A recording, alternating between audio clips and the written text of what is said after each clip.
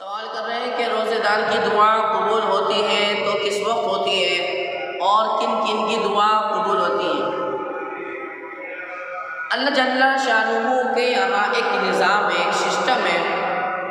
وہ نظام ہے یہ کہ جو بھی کوئی بندہ اللہ سے سچے دل سے توبہ استغفار کرنا چاہے، اپنے گناہوں کی بخشش، اپنے گناہوں کی مغفرت چاہے، اللہ تعالیٰ ضرور اس کے گناہوں کو معاف فرمائیں گے۔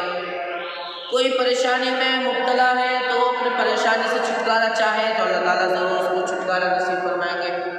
اب یہاں اس سیزن کے حساب سے جو رمضان مبارک کا مہینہ چل رہا ہے، نیکیوں کا موسم چل رہا ہے، اس میں سوال کر رہے ہیں صاحب روزے دار کی دعا کس وقت قبول ہوتی ہے؟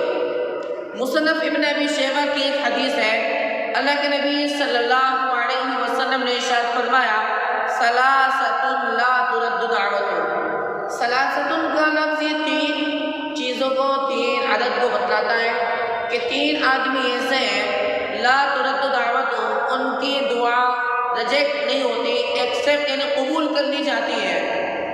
اس میں سب سے پہلے نمبر میں فرمایا الصائم حین یفطر، الصائم حین یفطر، روزے دار جس وقت افطار کرتا ہے اس وقت اس کی دعا قبول ہوتی ہے، رد نہیں ہوتی ہے۔ دوسرے نمبر پہ اس حدیث میں موجود ہے والامام العادل، جو عادل بادشاہ ہو اس کی بھی دعا قبول ہوتی ہے، رد نہیں ہوتی ہے۔ ودعوت المظلوم، اور تیسرے نمبر پہ موجود ہے کہ جو مظلوم ہوتا ہے، جس کو اوپر ظلم کیا جاتا ہے، پریشانی کی حالت میں وہ اللہ تعالیٰ سے فریاد رسی کرتا ہے، اس کی بھی دعا قبول ہوتی ہے۔ اس لیے روزے کی حالت میں خوب یکسوئی کے ساتھ، خاص طور سے افطار کے وقت اللہ تعالیٰ کی طرف متوجہ ہونا چاہیے اور اپنے کاروبار کے لیے، اپنے گھر بار کے لیے، اپنے روزگار کے لیے ہر اعتبار سے دعا کرے، اپنے مرحومین کی مغفرت کے لیے دعا کرے۔ بالخصوص یہ دعا ضرور کر لے جو میں یہاں پہ ایک دعا بتا رہا ہوں اپنی طرف سے، وہ یہ دعا ہے کہ اپنی جانب سے اللہ سے یوں اور کہہ دے کہ اللہ اس سال پورے عالم کے اندر جنہوں نے بھی روزہ رکھا ہے سب کے روزہ کو قبول فرما لے۔ سب کے حق میں آپ دعا کریں گے نا تو آپ کا روزہ تو ضرور اللہ تعالیٰ قبول فرمائیں گے۔ اور کتنی اچھی دعا ہے کہ سارے آدمیوں کو اس میں شریک کر لیا گیا، سارے آدمیوں کو اس میں جوڑ لیا گیا۔